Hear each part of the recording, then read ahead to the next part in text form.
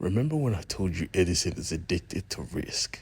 Yeah, that was an understatement. He is a freaking psychopath for someone so fucking smart. Welcome to my YouTube channel where we cover comic book series. If you're lost in the sauce, go check out my Prodigy playlist.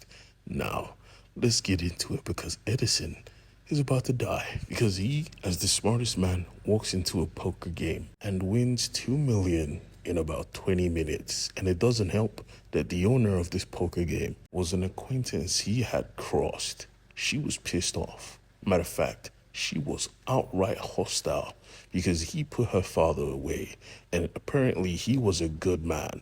But Edison corrects her on the spot. Baby girl, your father was a psychopath. He was trying to steal a nuclear warhead. He was organizing massacres.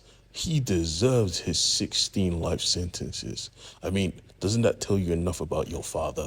All she could say was, he never missed my birthday. Edison then goes on to complain that he didn't commit any crimes. He literally just won a poker game. And she says, stop lying. You're the smartest man in the world. You are banned from every casino on earth. Why would you think this isn't cheating? Give me my 2 million now, or we will open fire.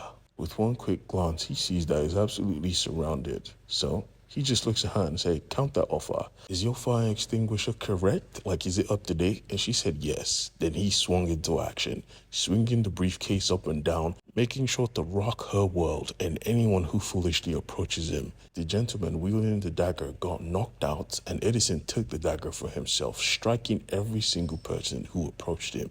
Then he went for the extinguisher because he had a plan for it. He planned to use it as cover to not only shake everyone up, but to smash through the window and make his escape to the Jeep down below. He planned everything to perfection, and now all they had to do was make the journey. He had the 2 million. They were shocked. You got it? From where? He couldn't answer because he was getting shot at. He just said drive. So they left. Edison had had a good day, but on the alternate Earth, they weren't. The leader of the dragon cult was having a really bad day. You see, they don't take failure lightly. You only get a handful of failures, and he had expired everything. So, this was his exit meeting, or his exit ceremony, you could call it. He addresses that he is sorry for failing their cult and not being able to bring them all to the promised land. He actually kneels down before the image of their deaf god or something, and everybody understood. They even clapped for him when he was done with his great speech. But then the speech came to an end, and he looked at everyone in this room, and he screamed, now, give me death, and make it as painful and as brutal as I did my father. Because yes, if your father fails at being a dragon head, you have to kill him with your own hands. And he demanded the same thing. He was a strong believer in their order.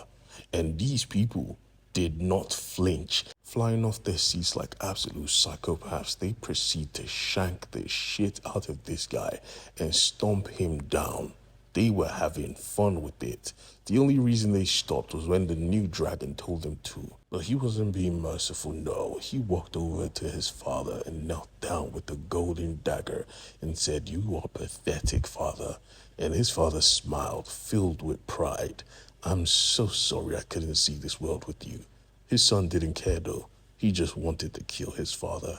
And he did, slowly and painfully. While the old dragon was dying, our hero, Edison, was on his journey to Babylon, which was currently controlled by ISIS. And on his journey, Rachel was curious about his abilities. She kept firing him bullet questions, and he was answering every single one of them correctly. He was basically the human Google. Matter of fact, that was his literal nickname, Human Google. Even the driver told her not to bother, that he had stayed up for like 2 nights asking him questions and he never got one wrong. He then goes on to explain his abilities, how he is so intelligent and so fast at grasping information. He needs multiple ways to understand it. That is why he has a subconscious that is basically an army of him, all with the same intelligence, moving at the same time. While he is solving 16 problems, he can still stay focused and be as efficient as he could possibly be with his full focus directed on one thing. Sadly, something terrible is about to happen. Since this area was controlled by ISIS, the US government planned to bombard this place with missiles, and one was already on the way.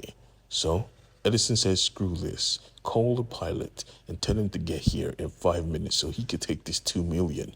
I don't need it. I just need a plane. As soon as the plane arrived, he climbed on board, and the driver screamed, "Good luck, sir," while Edison went into game mode. You see, he just grabbed the parachute and said, "Hey, take me as close as you can to the goddamn missile." But the missile was already being fired as we speak. Edison, not even waiting for confirmation, just leaped out of the plane like an absolute madman. I told you he loves the rush. Now you'll be wondering, where is he actually going to? He was going for the missile. You see, his plan was to disarm this missile while it was being shot directly to its target. He was a madman. I mean, Rachel was screaming in his ear, "What is wrong with you? This is absolutely psychotic." But in all honesty, he didn't want to hear that shit. Stop being negative and let me work. These English people can really build a bomb. So he went to work with 20 seconds on the clock. Everyone from below was watching this happen, and he was Edison Crane. He knew what he was doing. He took time, yes, but he still disarmed the bomb. And using his parachute, he made sure it landed safely. Sadly, where he landed wasn't safe either. He landed in ISIS custody. And if you know ISIS, they don't play.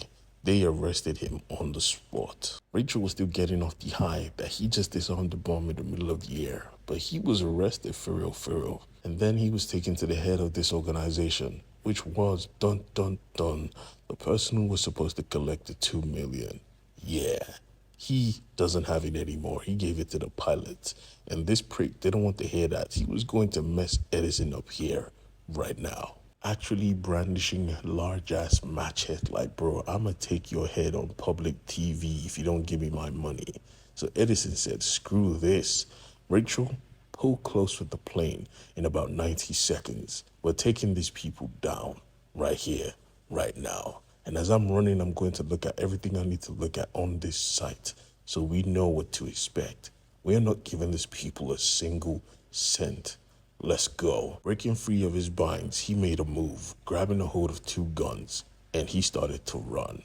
Now, what would the smartest man do with 2 guns?